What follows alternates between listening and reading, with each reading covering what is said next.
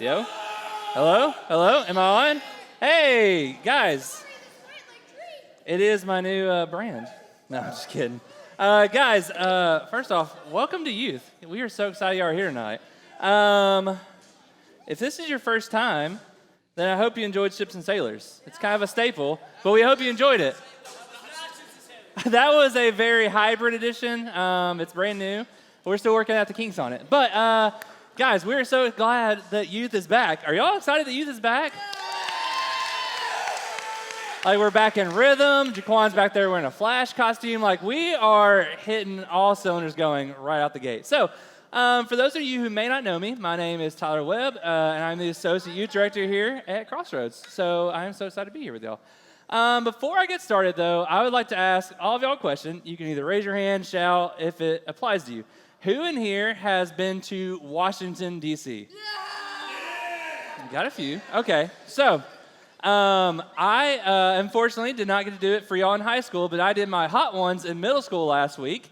And one of the Instagram deep dives they found for me was a selfie taken outside of the White House. Now, I say all that because the whole next week I started thinking about when I went there. That was in college. I've also been to D.C. in high school, but I just went back to the same thought in my head that I couldn't get over when I was in high school and college, and it's just how heavily guarded the president is. Now, that may sound dumb on the outside. I don't mean to sound dumb, but what I mean is that, like, I never take a step back just to realize what all went in to protecting the man who runs our country and who makes all the rules for us. It's just something I did not, and Adam just sat down. Welcome. But I just never spent a lot of time thinking about it. And so I did some research, and I would love to tell you some of the fun facts that I found about protecting our president. So the first thing is that on top of the White House, there's always stationed snipers. Like, they're always ready to take down any threat that comes across the lawn or anything that comes at the White House. And that's just like the tip of everything. Also, the Secret Service who accompany and protect the president, they are like heavily trained guys. They're not like just some people who just kind of casually protect him. They are all about thinking out everything that could go wrong. For instance, if the president has somewhere planned to go to, the Secret Service will actually show up there 3 months in advance. They will check out the route that the president's going to go down. They'll check out the windows, the doors. They'll check out all the buildings to make sure everything is possible, that they have all their bases covered. Also, they will also be contacting all the local hospitals, all the local ERs, because just in case something random happens, they want to make sure that the president will be well taken care of. And now this is one of my favorite ones. Also, wherever the president is traveling, he will also get a list or the Secret Service will also compile a list of all potential threats. Now, what comprises a potential threat?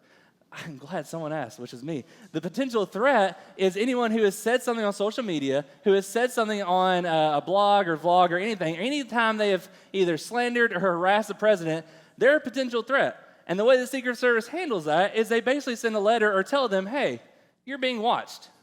That's terrifying. Like, I don't know if any of y'all realize that, but being watched by the Secret Service would be terrifying. And then the last thing I found out was that anytime the president stays in a hotel, whatever floor they stay on, they rent out both the floor above and below so that no one can get to the president, but they also background check the entire hotel staff. Now, why do I tell you all those things? Because I could easily keep going on because I went down a huge rabbit hole of learning about the president and the Secret Service and all of that. But I tell you that because in our life, we will always tend to protect and defend what we deem important in our life. That's going to play out everywhere in your life. Whether that's your opinions on sports, whether that's defending what movies or what TV shows you like, what music you're into, all of those things, you will defend it if you deem it important in your life. Now, the biggest kind of idea that I always come to when I think of protecting something in my life right now is it's my 1-year-old daughter. And I say that almost to the utmost example in the sense that, like, when we are sometimes hanging out at the apartment and she's playing on the floor, if I even get the sense that she might be, like, losing her balance or about to fall over, I'll try, like, rush over and, like, almost, like, be there to catch her. Like, I know she's going to fall. I know she's going to do those things, but I don't want her to fall. I don't want her to do those things. Then also, last Thursday night, Edie was in class, and so dinner was on me. And I made her a peanut butter and jelly sandwich, but I made sure to like cut up into extra small bites because I just even couldn't, I imagine the idea of her choking or her like gagging on the peanut butter. I just didn't want that. Like it was just terrifying me because I wanted to protect her so badly. Now, I guarantee you that everyone in here has someone like that in their life. Either it's their family or their friends, someone that you desperately want to protect so badly in your life. We all have that, and we can all relate to that. But it's crazy, though, because the one thing that we all seem to just drop the ball on, or even though we say it's important and that we don't actually act like it, it's our spiritual life. Now, what I mean by that is we've all been there. We've all said, like, oh, well, I'm going to move my Devo time because I actually have this meeting and I got to get to that. Or maybe you've had such a long day and it's like at the end of the day and it's just like, I just don't have time. I'm just super tired. I'm going to push it till tomorrow because I can make up that time and it'll be okay. Like I promise I'll do it. I promise I'll spend time with God. I'll do all those things that I'm supposed to do. And especially with the focus of this series, sometimes we even find it easier to just mindlessly scroll on our phone than actually spend time with God. And that's not a call out because I do the same exact thing. Like I get that. That's not for me calling anybody out. I get it. It's a personal problem too. What we're trying to do in this series, though, that Jeremiah started off last week, was that we were trying to say that screens are part of all of your life. They're always going to be there, and they're always going to be improving or trying to draw all of your attention, but you have to use wisdom to try to see what you need to do and what you don't need to be experiencing or watching. But this week, I hope to drive in the point that we absolutely can't sacrifice defending our heart or defending what's actually important to us if we do deem our spiritual life important to us. Screens will always get bigger and bigger, and the media and streaming, it's always going to improve, but we have to be the ones who make the decision to say that either I'm not going to experience that or I'm going to actually focus on what I need to be focusing on. And so when we start to think about that idea of wisdom and how we handle screens, we absolutely have to start with Scripture. Now, anyone can tell me, but I guarantee you won't find it, but Netflix and an iPhone were never in the Bible. They didn't exist in the time of Jesus. But God's word transcends all time and all ages so that even today we can still find guidance and wisdom how to survive any time and age that we're living in.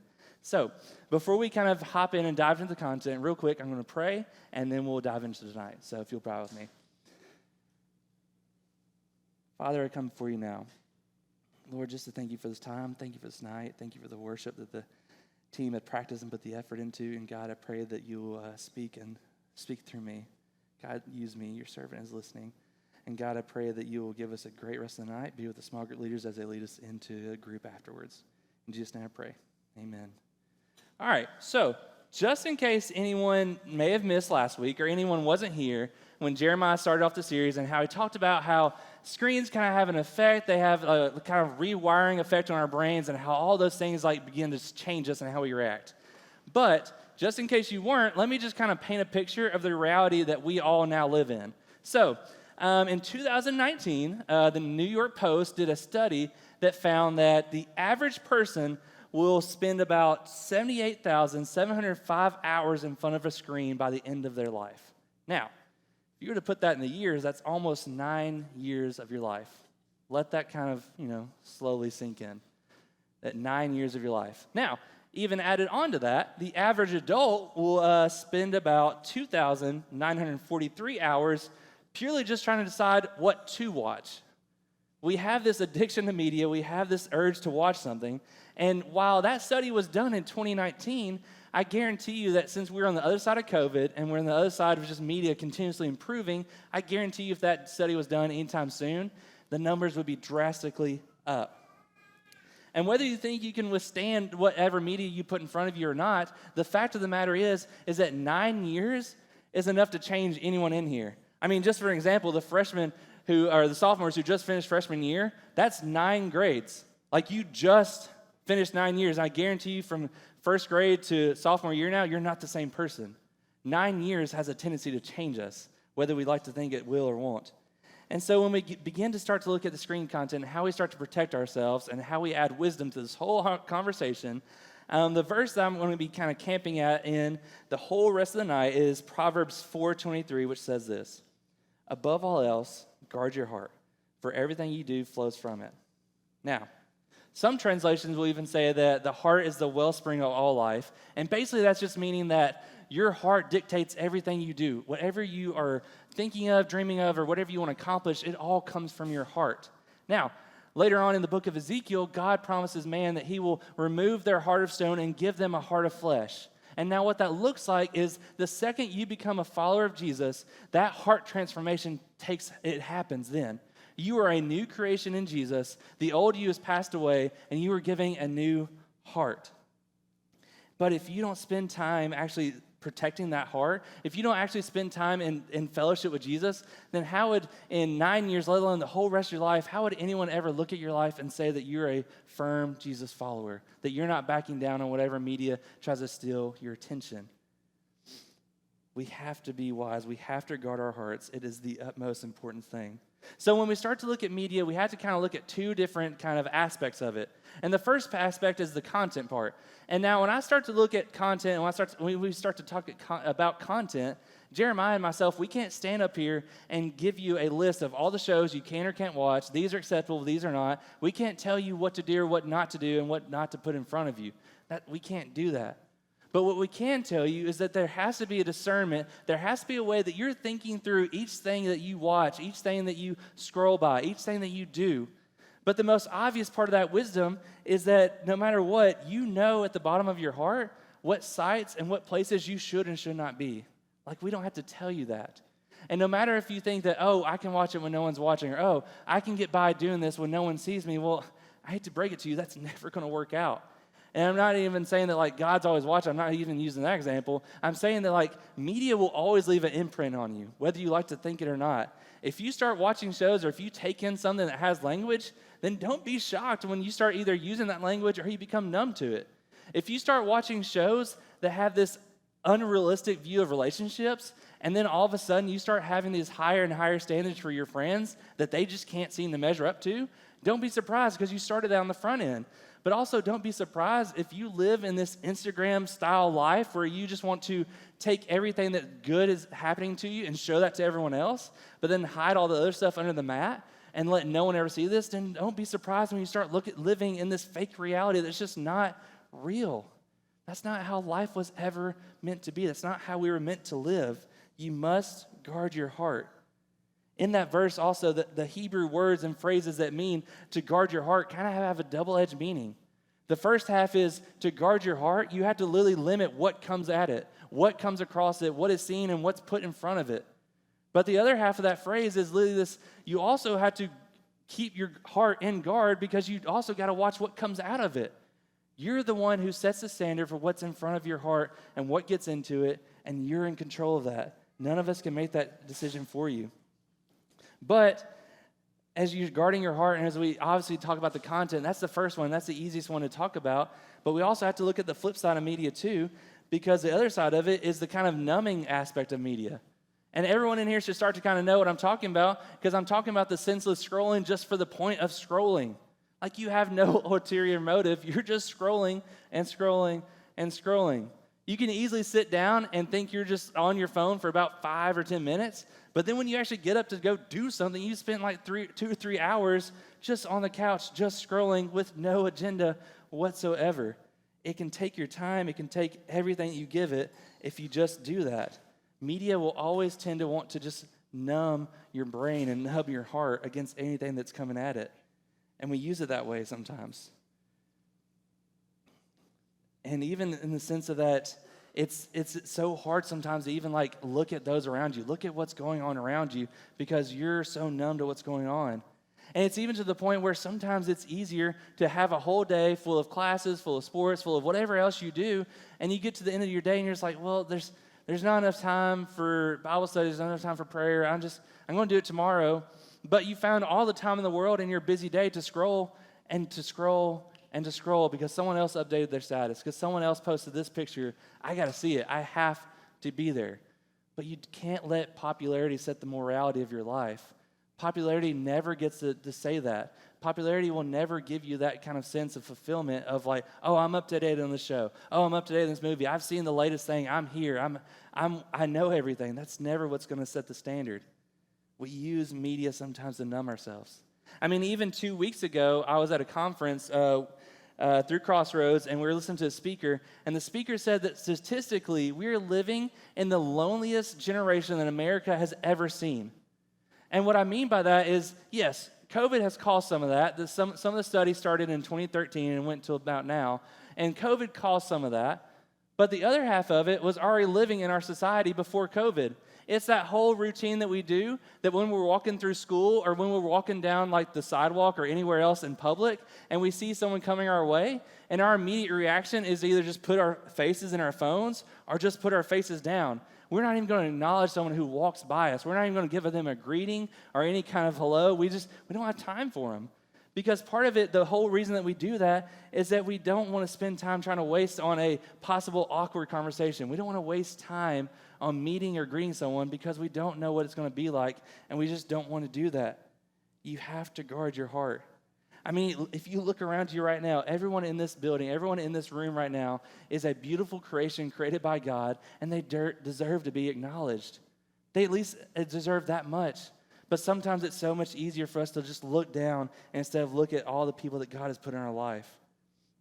And if you continue to put your eyes down and don't acknowledge who's around you, then you'll never get to see or hear what God is doing in your friends, in your family, and at your school. You'll never get to hear the cool things that God is doing and moving around you because you're so caught up in what's going on your phone, and you're so caught up ignoring who's all around you. That's just the fact of the matter.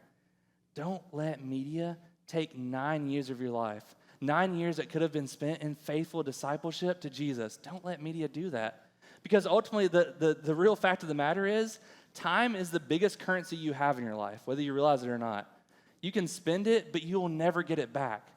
So as you look over your life, you have to ask yourself the question, are you actually spending it wisely? Are you actually using the time wisely that you have on this earth? You have to actually think about that. Because whether you like it or not, how you spend your time ultimately is how you're defined by. How you spend your time defines who you are. That is what you spend your time in, what pursuits you have, how hard you're training for a sport, how hard you're training for any kind of play or any kind of musical or any kind of thing you're doing. That's how it's going to define you, how much time and effort you're putting into that. That's how people see you as. And when you spend time with God, both in His Word and with His people and those who actually care about the mission of God, then you start to act and look like a follower of Jesus. You start to actually think and hear and see the needs going on around you, and you actually care for those around you. It's going to change your whole entire being, but it starts with your heart, and it takes time and effort spent in being in fellowship with Jesus. And that's the whole part of the matter. But if your heart is spending all of your time in media and there's no balance between spending time with God, then don't be surprised if someone looks at you and they see someone who's never heard the good news or doesn't even have a transformed heart created for them by Jesus. That's the whole thing. Don't be surprised if you're looked at that way based on the amount of time you spend with media, with the whole consuming of the world, or with God. You've got to weigh that out. You have to have some kind of balance. And as we start to kind of think about how we take a step back and look at all the media in our life and start to see if it has a good or bad foothold in our life, the first thing you absolutely have to do is you have to kind of pause and realize it's time for a heart checkup. And what I mean by that is if you are ever truly to know what the media is doing and affecting your heart, then actually take a step back and think about it. And the easiest way that you can do that is just even like tonight or even sometime soon, think back about your last week. How are your reactions with other people? How was your thought life? How was your conversation life with other people? Were you in community or were you isolated? Were you actually trying or were you judgmental? What is your heart reflecting? If it's reflecting Jesus, then you know you're on the right track and media is not trying to separate you or isolate you from people. That's how you can take an instant step in that. But if you want to take an even bolder step in that, then the next thing you can do is you can actually ask Jesus to reveal the depths of your heart. And I promise He's going to respond tenfold. But the thing about that is you have to be ready to respond in that. You have to be ready to either change a habit or actually cut something out of your life. Because He's going to reveal everything that's down in there. And you have to be prepared for what He reveals to you. That's your whole commitment to that if you pray that dangerous prayer. But ultimately, the way we have to look at our media consumption is the way Paul puts it in 1 Corinthians 10:13, which says this. So whether you eat or drink or whatever you do, do it all for the glory of God. Is the content that you're taking in from the mindless scrolling or just from trying to check out everyone's updates and statuses, is that truly glorifying God? Like, you have to ask yourself that. That's the real question of the matter. But then the next thing you have to remember is when you're looking at the effects of media, we have to remember the principle that we kind of talked about last week, and we have to remember garbage in, garbage out.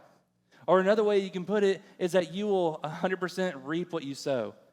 If you start planting seeds of frustration, then don't be surprised that all of a sudden you become so much more angry in your life. If you start planting seeds of starting to be judgmental or just looking at all the people that annoy you on social media and you follow them just so you can just have something to entertain yourself with, then don't be surprised when hatred starts showing up in your life and you start saying so casually, oh, I hate that person. Because you can't get there without first starting the whole process. And then lastly, don't be surprised if you plant seeds of lust in your media, that all of a sudden your brain and your mind is just consumed with disgusting, awful thoughts. You can't get to the end goal without starting the whole race. And if you start that, then don't be surprised when that starts growing in your life. Every fruit you plant in your life will take hold. It will grow unless you absolutely uproot it and cut it off. Don't give the world a chance to plant seeds in your heart. Don't give media a chance to take a foothold in your life. Cut it out. Uproot it. Don't let that be how you're defined or how you're looked at. You have a chance to change that. You have a chance to guard your heart and be mindful about what is being planted, because 100%, this is true. Whatever you put in your heart will come out eventually. It's going to be in there. It may take a little while. It may take some time in your life, but it will come out. But you have a control. You have a sense of ability to be able to stop or to uproot anything that is not honoring or is not glorifying God. But then also the last thing you can do, and you take a step back and you look at your media consumption, sometimes you have to stop and realize that you need to build better defenses. Now, what I mean by this is that by building better defenses, that's when you get to the point where you realize that your media consumption is just out of control. When you realize that you're just spending constant hours and you feel like you just can't take a hold of it and you can't stop, and at that point, you have to reach out for help. And I guarantee you, your small group leader or your small group will definitely give you that accountability. And your small group leaders will definitely give you that guidance. But you have to reach a point in your life where you want to reach out and help and try to stop that and try to be in front of the cause and not behind it. You need to look in and think about building better defenses. You have to want to seek that help. But another easy thing that you can look into is screen time, setting up screen time on your phone. And now that may be like a thing like, oh, well, like my little brother has that or someone else does. But I'll be honest, I use that in my own personal life. I'll be honest with you right now, I use that. And one, I use it to filter in the content that comes on my phone, but I also use it to kind of end the apps for the day. That way, when I set the mind that I'm going to go to bed, I actually go to bed instead of just scrolling until I actually fall asleep. Screen time also helps me because I know my heart. I know what temptations cause me the most easy attempt to struggle. I know what temptations want to come my way, and screen time is one of the best defenses that I can invest in to guard my heart because I value my time with God. I have to guard my heart. I have to be right in front of that. But ultimately, it teaches me a way that, like, if I am guarding my heart and I'm listening to Jesus, then sometimes I might have to be ready to answer the call, that I might have to cut something fully out of my life. And look how seriously Jesus puts it in Matthew 5:30. And if your right hand causes you to stumble, cut it off and throw it away. It is better for you to lose one part of your body than for your whole body to go into hell. Now, this isn't literally saying like to cut off your hand or do that to yourself. It's not saying that. But what it is saying is that if your hobbies, your movies, your TV shows, your sports, your games, whatever it is you consume, if it's not glorifying God or leading you into a deep relationship with Him, cut it off. There's no point in trying to toy around with it or try to tiptoe your way around it or try to play the gray areas. Just cut it off. There's no point in trying to play that back and forth game. We must guard our hearts at all costs. That is the root of the matter. That's what I'm trying to say across the whole board is that media wants to come in and steal your time and steal your effort in God, but you have to guard your heart. You have to keep it closely to your chest. Now, I want to end with one last story. And so talking about D.C. at the beginning, there's also one really cool place that you also can see when you head up to D.C., and it's called the Tomb of the Unknown Soldier. And now, while it is called a tomb, it's also kind of symbolic because it only holds 3 bodies right now, but it's a symbolic tomb for all of those who were lost in war, who were either unidentifiable or their remains were not found. But the kicker about it is that there is a guard that walks 24/7 and guards that tomb every single day of the week. He knows his mission, he knows what he's called to do, and he protects that tomb.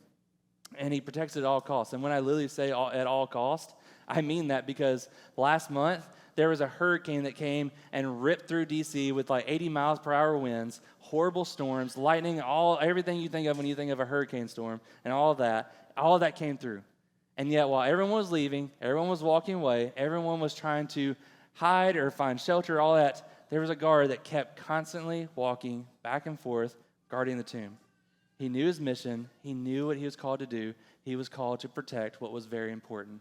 Now, the kicker about all that, and I don't mean to disrespect what they're doing, and I'm not trying to do that when I say this, but what he's guarding, what they are guarding every single day is dead. That's the root of the matter. They're guarding a tomb. They're guarding dead bodies. But what you're guarding in every single day of your life is alive. And even more so than that, it's a new creation in Jesus. Your heart is worthy of being guarded. You must guard it at all cost. Even further than that, it is a new creation that is requiring to be guarded. And look at everyone else around here, your leaders, your groups, your friends. Everyone in here is all trying to accomplish the same mission of guarding their heart for the good of the kingdom. Everyone's involved in that effort, and you can also join in that. And you can also invite people to join you in that. You can also ask for help. Now we're about to go into one last song, and I really want you to at the end of this, to really listen to the lyrics of the song. Listen to the lyrics of where it calls all of us together to worship together and to be a part of the same kingdom, doing the same work and doing this, valuing the same thing. And that is valuing a heart that's chasing after Jesus every single day of your life. You can come to the front now.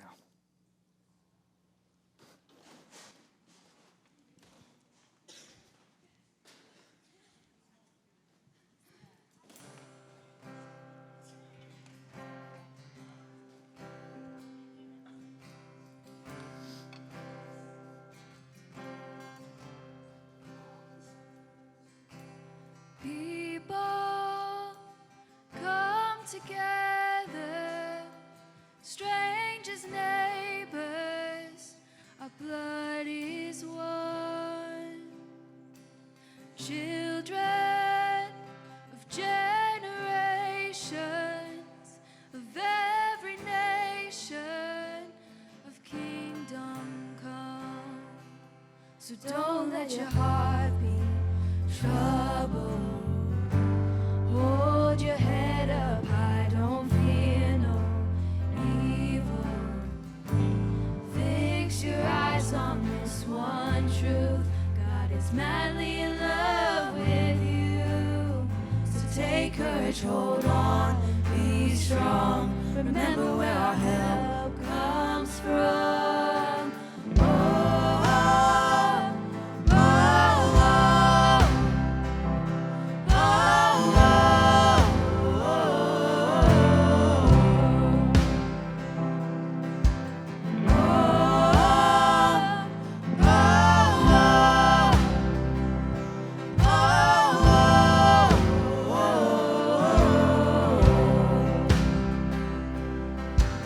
Jesus